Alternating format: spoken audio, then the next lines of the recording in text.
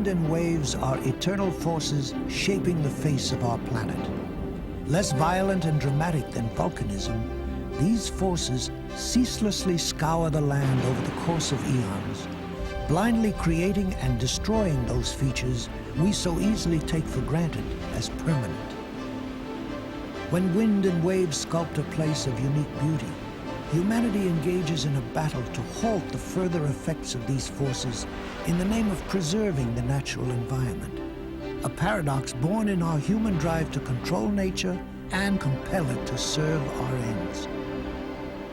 In northwestern Pennsylvania, a 7-mile spit of sand sweeps out into Lake Erie, a small domain carved by wind and waves from the debris left by retreating glaciers 900,000 years ago. French explorers dubbed it Presque Isle, half island, because flooding would occasionally cut the peninsula off from the mainland. Presque Isle is now part of the Pennsylvania State Park system, a combination recreational playground and ecological preserve. Can this fragile parcel of Earth bear the burden of serving both of these purposes? In such a small area, our ability to reconcile human ends with nature's way is severely tested. Presque Isle is a microcosmic model of our stewardship of natural environments, a ceaselessly changing game board where the human ends of preservation and recreation are pitted against one another, and both must battle nature's blind forces of change in a struggle waged on shifting sands.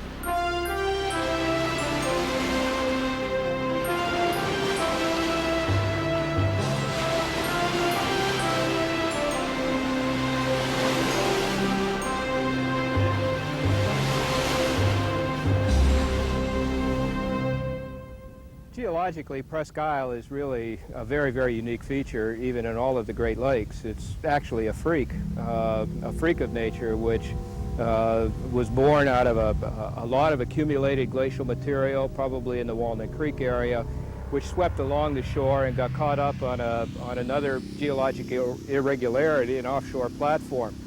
From that beginning, Presque Isle evolved through a series of forms, altering its shape as supplies of sand or periods of storm combined to produce change.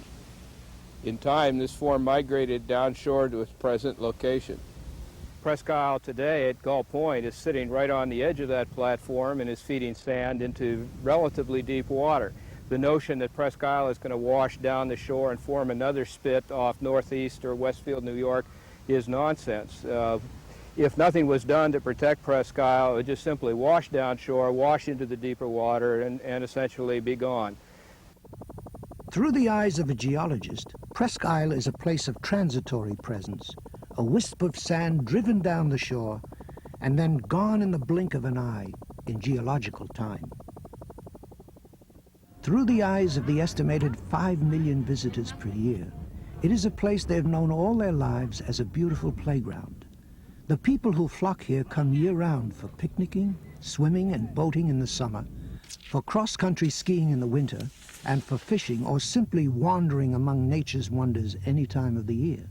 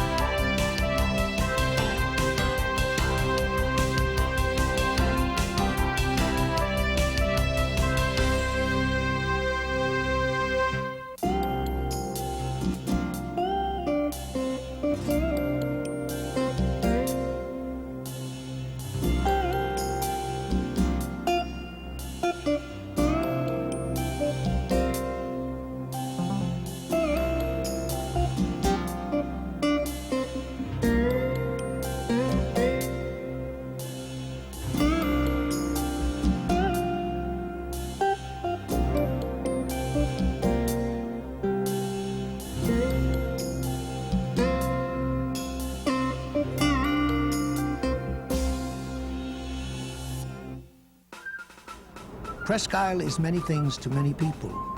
The bay it forms was an important strategic anchorage for Commodore Oliver Hazard Perry's naval forces in the War of 1812. The harbor of Erie Bay remains an important element in the economy of the Erie area, a fact that has been the major impetus for the Army Corps of Engineers' activities to preserve Presque Isle since 1825. The peninsula is also a psychological part of place, inevitably touching the lives of all who live in the area. People in this community see themselves as part and parcel of the park, and that's very difficult for people from the outside to understand. They really have the park as part of their lives, not something that they go to visit, but something that is ever present, a presence that can't be eradicated from the mentality of Erieites and even Erie Countyans further to the south of us. These diverse viewpoints underscore the reality that Presque Isle is an interlocking set of forces, both those generated by nature and those wrought by man. Differences of viewpoint produce differences of opinion in how to manage the puzzle of interlocking pieces. No issue is more contentious than preserving the existence of the isle itself. Presque Isle is very vulnerable to beach erosion, and the reason for that is that the isle sticks out from the Lake Erie shore in the vicinity of Erie, Pennsylvania, in a manner that makes it exceedingly vulnerable to high-energy westerly winds and waves. That high-energy wind and wave action moves the sand right off the Presque Isle beaches, and there's not very much sand in the natural littoral replacement system to put it back. The same natural forces that built Presque Isle relentlessly conspire to tear it away. When the wind sweeps out of the northwest and waves begin to pound the coast, the peninsula is in its greatest peril. Storms off Lake Erie are the greatest threat to the peninsula, especially in the spring and early fall of the year. For example, last fall, late fall, December 2nd as a matter of fact, we had a tremendous storm. The lake level was up. We had sustained winds over 16, 17 hours, and as a result, in certain areas, waves actually washed over the beaches, over the dune line, onto the road systems. And several of the areas were completely closed because of the sand infiltration. In addition to the sand deposits, we had numerous trees that were felled by the high winds. And in one area just below the park office near the lily pond, we actually had water that actually connected from the lake to the bay. So in the past we have found storms to be our greatest foe, and I suspect that will continue for as long as we have the peninsula. In historical time, the peninsula has been cut off from the mainland a number of times. In 1835, the isle was separated from the mainland by a mile of open water, not closing until 1864. The most recent opening of this channel occurred in 1917 and was finally closed in 1923. Since then, the efforts of the Army Corps of Engineers to stabilize the fragile neck have been rewarded.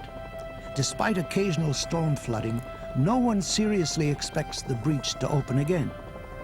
Though everyone agrees that such engineering stewardship is necessary if Presque Isle is to survive, the means of accomplishing that end have become controversial. Methods utilizing bulkhead, groin, and jetty structures were used in the past and found wanting.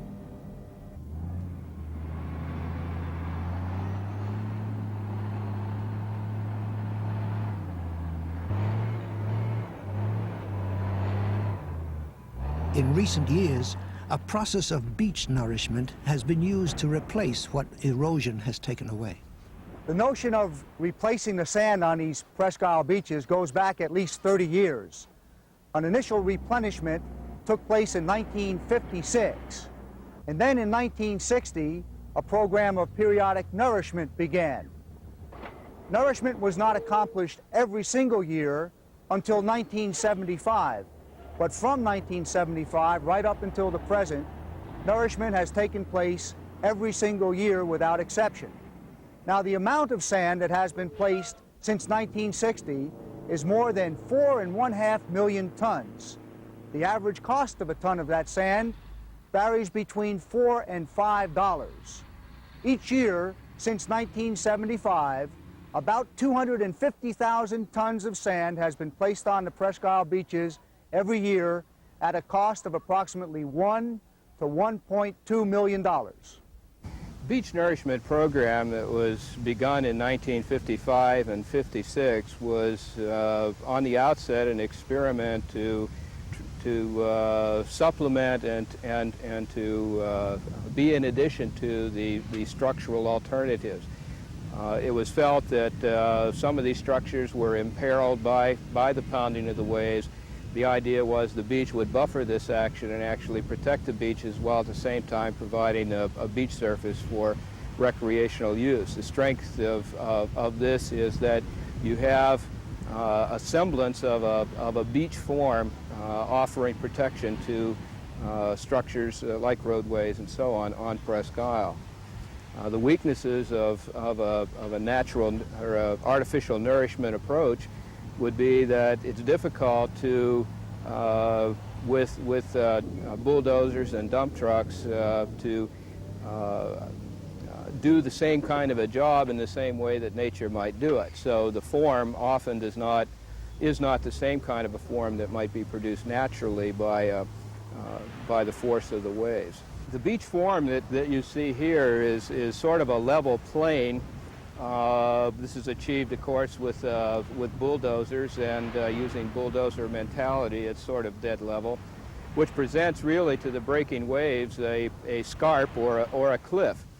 And when the waves see this cliff, a great amount of energy is dissipated directly against that cliff. A natural beach is an inclined plane, a very absorbent inclined plane. And it's an analogy might be if a car were to be stopped on an inclined plane, you could achieve that stop without destroying the automobile. To achieve the same kind of energy dissipation, you could stop that car against a concrete wall with loss to the automobile. The analogy being that if these beaches were graded in a natural form, you'd attenuate the same amount of energy with less destructive impact at the beach face itself. The sand replenishment program has succeeded in stabilizing the neck of the peninsula and building up Gull Point at its eastern end. But everyone agrees it hasn't been the best solution to the problem of erosion.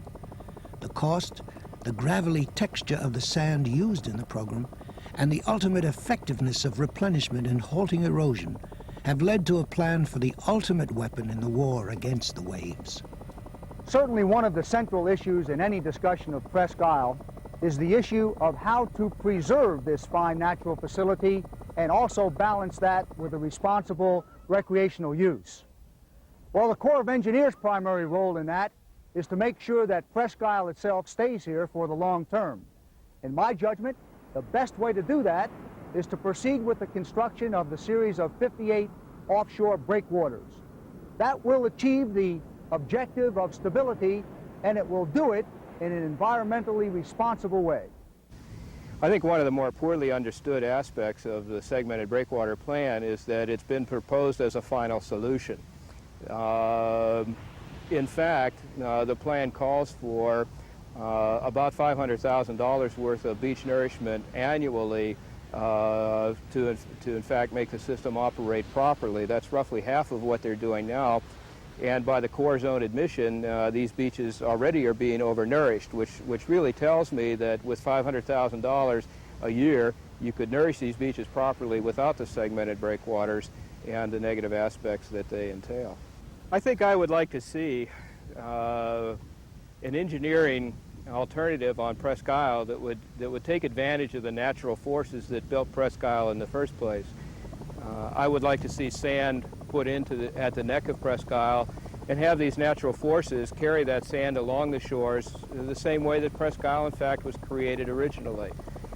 This would avoid the stuff that's being put on the beach now, groin structures or rubble mounds that interfere with the natural flow of sand and create a little deposition here and a little piling up here and a little bit of erosion somewhere else. Pending final federal approval for funding, a barrier of 38 to 58 stone breakwalls will be built off the shore of Presque Isle to dissipate the energy of the waves rolling in from the lake. Experimental breakwalls were placed at Budney Beach in 1978. But for every action in a natural system, there is a reaction, and questions of the end effect of these rubble mound breakwalls remain. As the proposed segmented breakwaters are in place, the sand is going to begin accumulating behind them. The more effective they are in producing that effect, the shallower it's going to be behind them until, in fact, the sand physically attaches itself to the breakwater, and effectively it's going to reduce the ability of the public to utilize these beaches. Structural fixes in a very natural environment often produce negative side effects. In the case of Presque Isle, these negative side effects are usually felt on the downdrift side. In this case would be the eastern side of the structure. The rubble mounds are going to produce the same or similar kind of negative effect on Gull Point. So while you might accumulate material behind the rubble mounds, the effect downdrift or to the east will be to erode sections of Gull Point. Some people contend that the breakwalls will interrupt the natural littoral drift of sand along these beaches and trap sand behind the breakwalls and cause cuts to occur between the breakwalls. That is absolutely true. However, I don't see that as any detriment to the natural enjoyment of the recreational aspects of the beach. That, in fact, is exactly what the breakwaters will be designed to do. Sand will be trapped behind those breakwaters, and it will build up the beach. Yes, the beach will be less wide and more narrow between the breakwaters, and we will end up with a scalloped effect, but it will still be very, very fine for recreational enjoyment. I understand that the Corps has made certain comments about the aesthetic qualities of a segmented breakwater. In fact, that the scalloping being produced by the effect of the breakwater on beach sedimentation is going to be nice to look at, and I have serious reservations about the aesthetic qualities of a pile of rocks obscuring the natural attributes of the lake. The cutting effect is of more than theoretical interest to botanist Jim Bissell. The experimental breakwalls constructed at Budney Beach in 1978 have resulted in erosion to the east of these structures. This may have had a disastrous effect on rare plants in that area. Behind me to my left is the palustrin sand flat, and it's perhaps the most important rare plant habitat on the peninsula. You know, it doesn't take up a great percentage of the peninsula, and as you can see, it's very open and it's sparsely vegetated in a lot of places, and much of the area has been covered by sand from the winter storms since last year. And in fact, I'm standing about a foot above what was palustrin sand flat, and those species are now, they will not grow. They will not come up through this sand, so they're gone. There were at least 8 species listed as rare in Pennsylvania growing right in this region, a foot below me last year. And one species in particular, just a little ways further east, the Calms lobelia, that site has been completely covered over, and that leaves one site, and it's the only place it grows in Pennsylvania, is right here. So there's one site left, and that's about 6/10 of a mile further east. The deposition of sand, the burying of things like the palustrin sand flat are commonplace. They're natural phenomena. But in this case, perhaps the jetty just to the west of us has contributed to cutting of the beach to the east, you know, along through the Budney Beach area and through Gull Point, and probably that cutting has brought this deposition further south than it would have been naturally. Cutting resulting from breakwalls may also affect the growth of Gull Point at the eastern end of the peninsula. What the sand replenishment program built up, the proposed breakwalls could tear down just as rapidly. Presque Isle is the result of a dynamic interaction of wind, waves, and sand. These dynamics affect every part of this natural wonder. As sand drifts down the lakeside shore, it builds the eastern tip, and some of it curls south around Gull Point to build the bayside structure of lagoons. The geological formation of the lagoons is quite fascinating. From early on when the peninsula was formed, well over 1,000 years ago, till today, we see a progression of ages on the peninsula of ponds. The youngest pond, and one that's really not even formed yet, is Thompson Bay. But from looking at Thompson Bay and seeing how wave action is bringing in sand and slowly filling it in, then we can look at the ponds here, where we are now, and see how they had formed 300 and 400 years ago. So it is an ever-changing system that's continuing on out here. When the lake currents and winds shift around to the northeast, sand is driven around Gull Point and creates bays which, over time, are closed by sandbars. The natural process of lagoon formation occurs as these bays gradually fill in with aquatic vegetation, until over hundreds of years, they evolve to a swamp or marsh stage, and eventually to drier land. Misery Bay and the interior lagoons such as Big Pond and Long Pond have been stabilized by man's engineering. In the 1930s, the lagoons were connected to Misery Bay by dredging a channel, and when, in 1956, a marina was dredged at the other end of the lagoon system, an open system was created connecting the lagoons to Erie Bay at both ends. This stabilized the lagoon environment and ensured this valuable area would remain a refuge for a wide variety of plant and animal life, including species rare or endangered in Pennsylvania, such as the Blanding's turtle.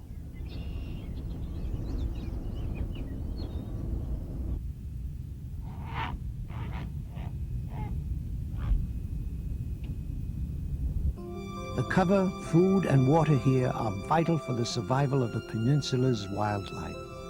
The lagoons are also of tremendous value as a natural fish hatchery. The lagoons are a really important area as far as fishing goes and fisheries themselves. Even as the ice is still on the lagoons back in here, say in March, the pike are beginning to come up into the lagoons for spawning. I can see the net now.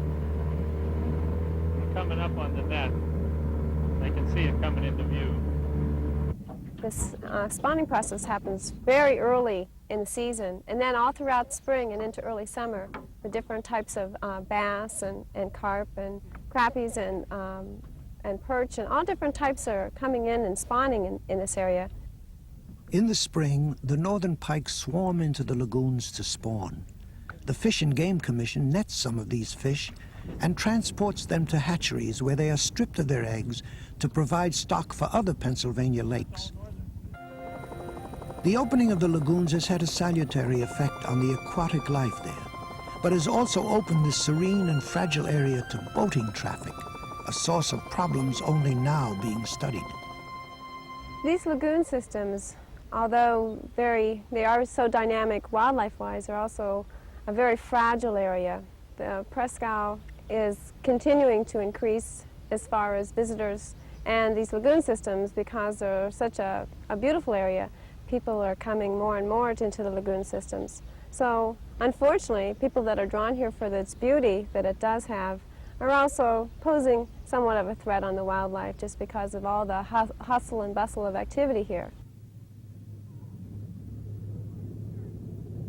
Let me give you one example on why there should be a limit on speed and perhaps on horsepower in the lagoons. Boats ripping through there, in the spring especially, have the nasty habit of washing duck eggs out of the nests, and we lose that hatch. That's crazy. That can't be allowed.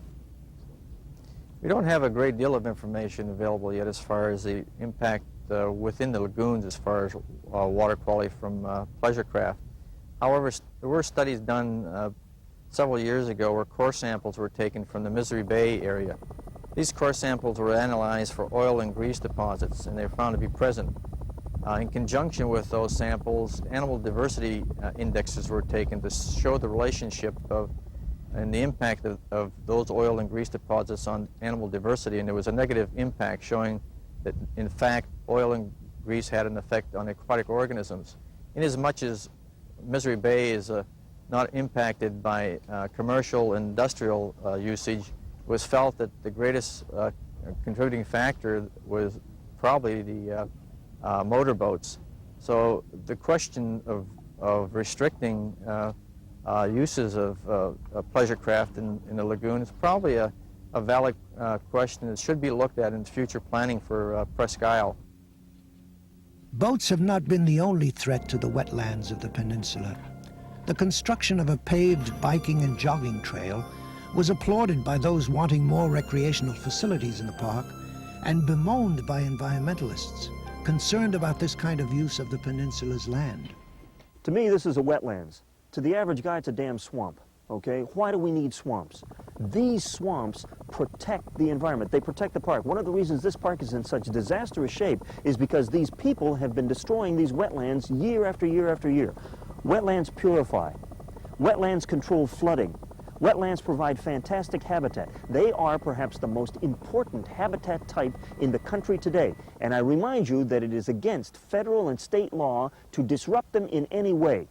Why does DER do it? The Corps' position is that we generally favor that fine recreational facility. It's 29,000 feet in length, about 5 miles. Now, about 900 feet, or 3 football fields out of that 5 miles, has been constructed in an illegal manner through some very sensitive wetlands. And for that reason, I've had to advise the state that it will be necessary to remove that unauthorized fill and to replace it with a more appropriate type of construction, something like a boardwalk.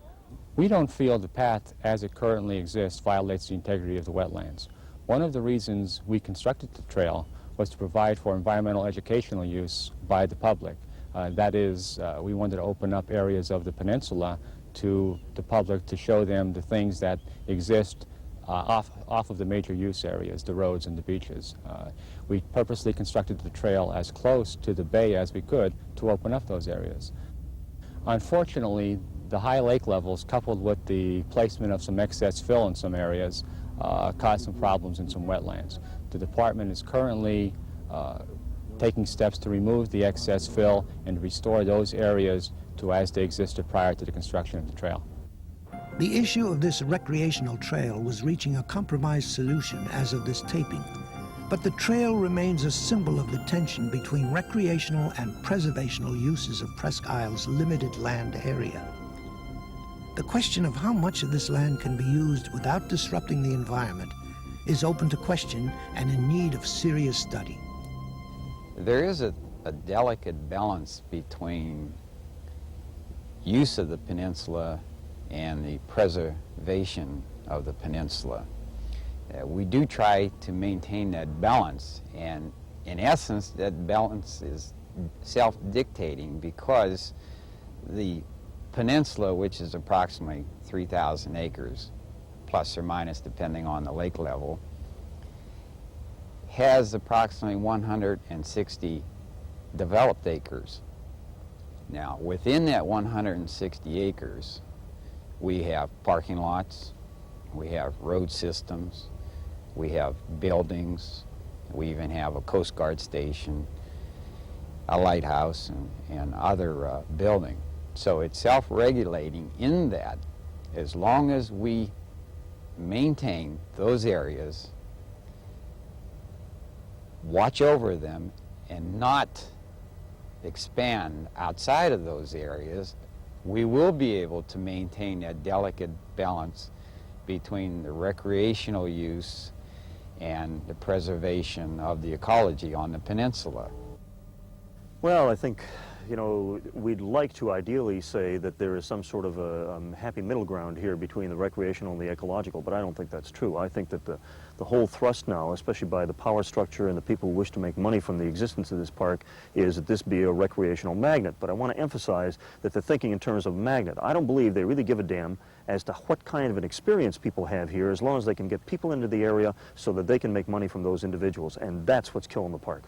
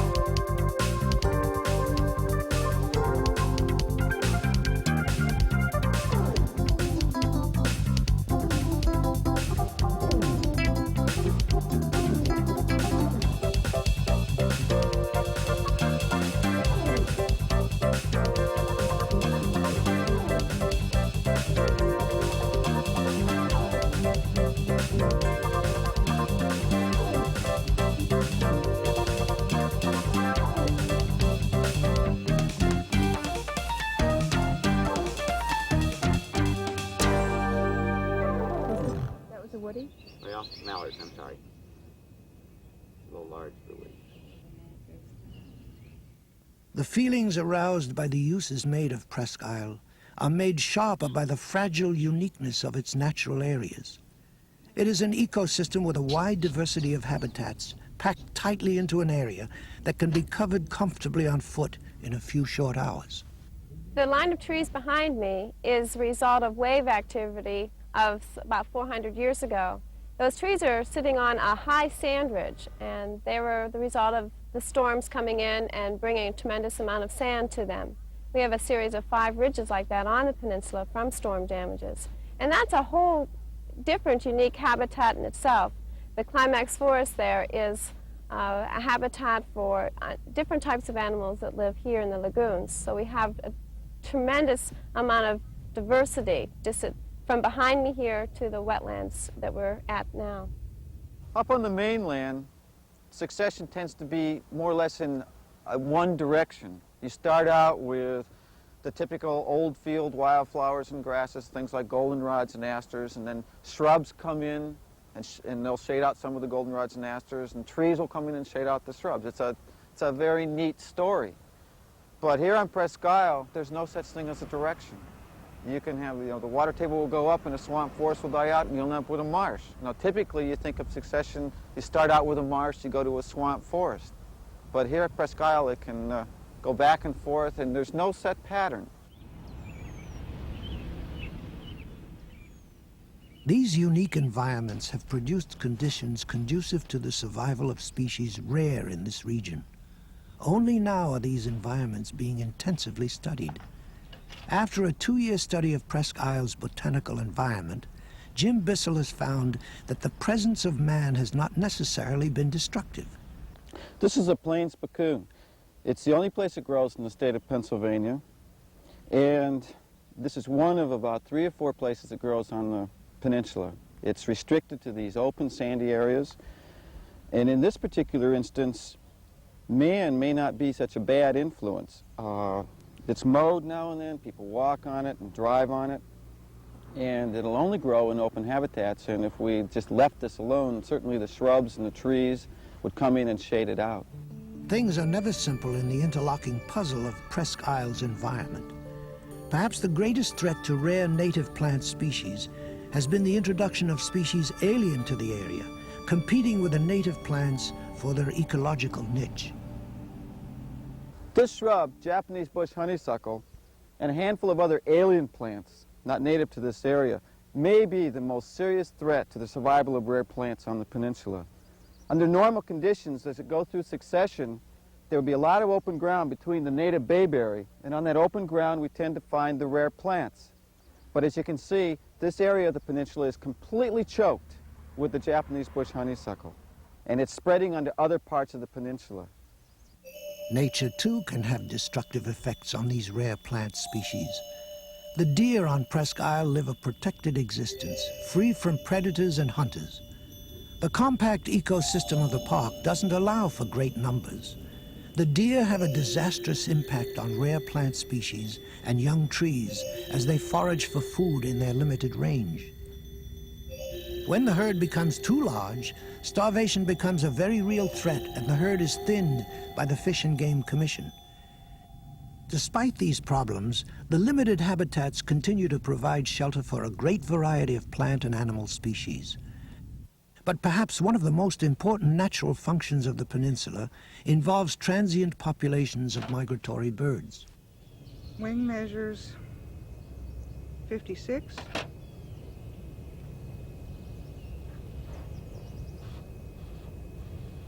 Fat 0. And that is the male? That's a male. Presque Isle, because of its varied habitats and because of its geological location or geographical location, jutting out into Lake Erie, provides a funnel for migrating birds. And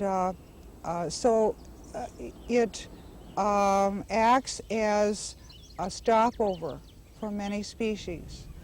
It has lots of cover, lots of food, and these are the things that are vital to a bird in migration.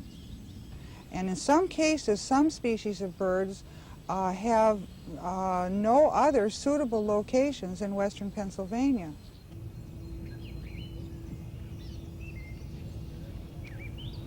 There we go. Now we'll get you out, little one. Yeah. Of all the wonderful living organisms in the world, I think a bird is one of the most remarkable. The tiny little birds that I've been banding here this morning may fly 80 hours nonstop. They may fly 10,000 miles in a year. This might be equivalent to a man running a 4-minute mile for 80 hours consistently. And so their endurance is remarkable. Gene Stull is one of 2,000 volunteers nationwide who is licensed by the Federal Fish and Wildlife Service to band birds in order to study their habits and migration routes. Different banders do their banding in different ways. We use devices called mist nets.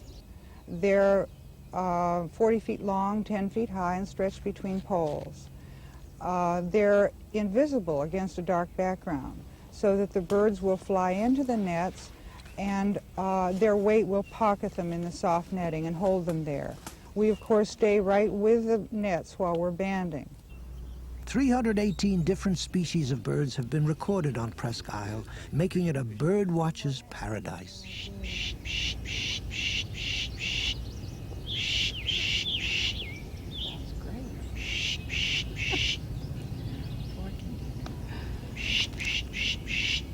I'd come to see what that was.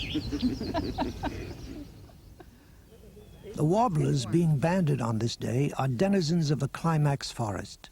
The numbers of great blue herons and red-headed woodpeckers have been diminishing in this region of the country, but on Presque Isle they are among the species found in abundance in the marshes and lagoons.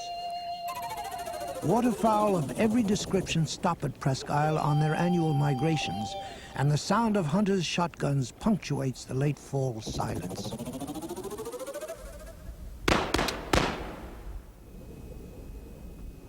Gull Point provides an excellent environment for nesting shorebirds, such as this killdeer, feigning injury to lead us away from its clutch of eggs nestled among the rocks and gravel on the beach. But man has made mistakes with these bird populations in the past. When the marina was dredged out of marshes, the bald eagles nesting there left and have never returned. The stark beauty of Gull Point is isolated from the designated picnic areas, beaches, and roadways. This isolation makes it attractive to nesting birds, but it has also attracted people, hikers and boaters, trying to get away from the crush of summer tourists. In the early 1930s, because of specific species of birds which nested out on Gull Point, namely the piping plover, which is now endangered, and the common tern, which is, I believe, threatened in Pennsylvania, a sanctuary was established. It was reestablished in 1957, but it has never really become a reality. I've been asked why it's not a reality, and I could list a number of factors. One may be a lack of understanding. I think second, that there is a great deal of political pressure. When the Chamber of Commerce at one time was approached about this sanctuary, they said that the area was far too valuable to be a bird sanctuary. As long as that attitude prevails, it will never become a reality. A new effort has been established to set off nesting areas on Gull Point. Posted and enclosed areas have been designated in the hope of encouraging rare species to re-establish themselves here. But as the pressure of recreational use increases, it seems that only stricter enforcement of sanctuary regulations will ensure the success of this program. The dilemma of Presque Isle is that it is not only a treasure of environmental value, but also contains the potential of reaping economic treasure.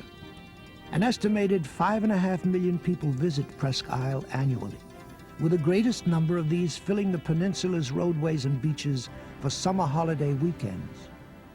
In a region struggling with the problems of retooling from its heavy industrial past, the potential of tourism seems ever more attractive. Local officials, along with developers and economic consultants, have been laying plans to reap more reward from the tourist industry. The Erie Bayfront up to now has been characterized by heavy industry, some light industry, marinas, and various types of usage. It hasn't really been open to the public because of the lack of a bayfront road. With the present plan that Erie city authorities are following, it is hoped to get more balanced development of boating, hotel, residential, and commercial facilities on the Erie Bayfront. I don't think development is an ugly word as an economic development specialist, because I think development means bringing out the underutilized potential and exploiting Erie's hidden asset, the Lake Erie Harbor, from the city's point of view. Erie's development plan calls for a concerted effort to make the city more attractive in the competition for tourist dollars.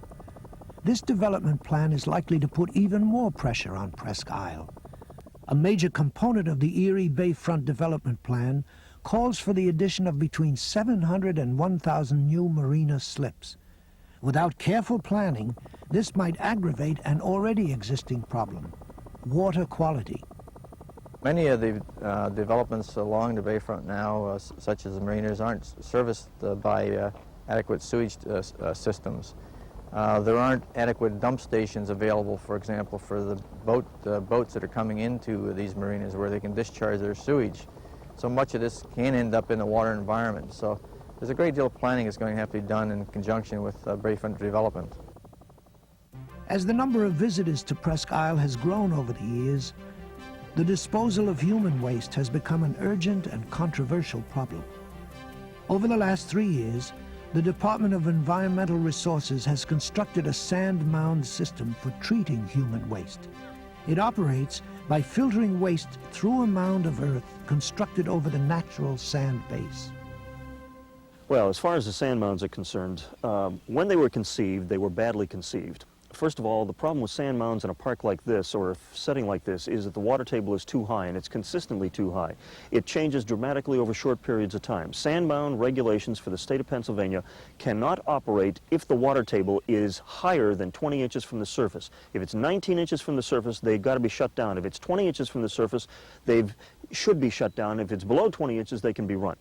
What does that mean? That means that if you use sand mounds as they're constructed now, it is tantamount to a direct discharge of human sewage into the groundwater of the park. Since the water on the park and the water in the bay and the lake communicate with each other, in other words, this water moves through this thing like a sieve, we are, in essence, contaminating the water of the lake and the bay in 13 separate places on the park. The waste has to come off the park. This system that we have, even with the aerobic additions, spreads the waste on the park. You can't have that. What do you need? You need to have the stuff either pumped on a daily basis, hauled out and put into the sewage treatment plant, or better yet, lay a nice 3-inch vacuum cable through here, a vacuum line that will take all of the waste off the park to the lift station at the head of the peninsula and get it into the system.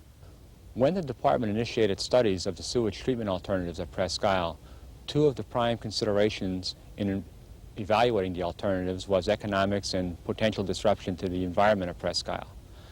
Sand mound systems were selected because they were more economical and would provide for less potential disruption to the environment than construction of long transmission lines across the peninsula to the city of Erie or construction of a sewage treatment plant on the peninsula.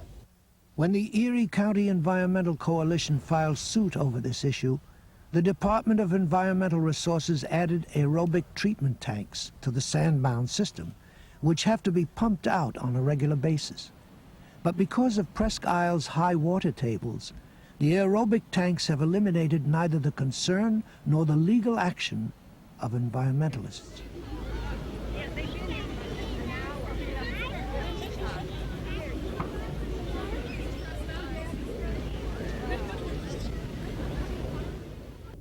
There are two factors that will determine the success or failure of the park's sanitation system. One factor is the growth of attendance in the park over the next 10 years. Some economic experts, such as Morton Hoffman, see only a small rise in present rates of growth. Developers, seeking to make Presque Isle the centerpiece of a local economy led by tourism, hope for much more. The success of Erie's Bayfront Development Project may mean a heavy increase of pressure on the peninsula, to the extent that the Department of Environmental Resources is considering plans for limiting the amount of automobile traffic. Another factor is the level of lake waters. The rhythms of the lake water levels could force the sanitation system to shut down entirely. Experts disagree on the causes and duration of the natural cycle that raises and lowers Great Lakes water levels. Not enough is known to produce any definitive answers. Ultimately, the waters of the lake and the wind that drives it will determine the fate of Presque Isle. The natural forces that built it haven't the consciousness to appreciate their artistry or what the peninsula has become in the eyes of man. As the natural forces operating on the beach fluctuate, a beach like the one we're standing on may appear in this form this year. Storms in November, however, may alter the form of this beach and carry this sandy material to a beach to the east. And this beach will then appear to be severely eroded, while a beach just to the east will have accumulated sand. So basically it's a put and take sort of a thing, yet the structures that we like to have servicing the beach, the infrastructure, bathhouses and toilets, can't be moved, and so we recognize erosion on a beach like this as a loss, not really looking at the gain to the beach to the east.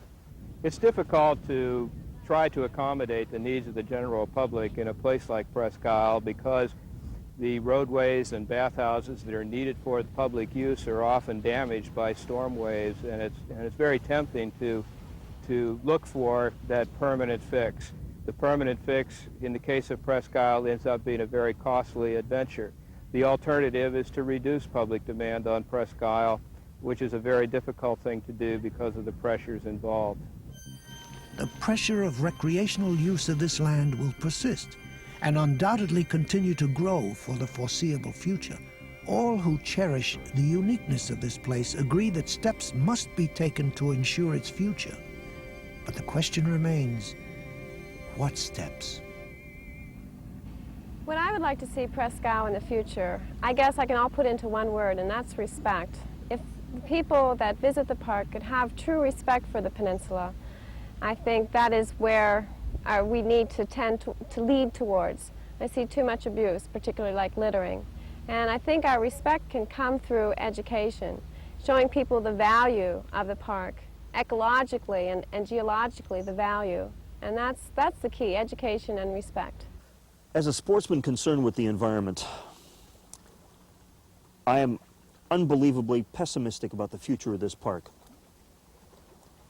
But the question is, what should it be for the future? What should it be 3 generations down the road? It should be a place where the ecology is paramount and where the traditional uses, walking, swimming, hunting, fishing, should be maintained at all costs. It is a place, it should be a place, where the human soul can be nurtured and reborn again. That's what recreation is all about. You can't do that if you continue to build projects like this and more roads and further development and destruction. There has to be a moderation, perhaps an elimination, of future plans for major development for this park, or it's gone. Gone. To do that, we have been working on a management plan. And many people have mentioned they're interested in a plan that will look into the future, not only 5 years, 10 years, 15 years, but 20 or more years. And this management plan will do exactly that.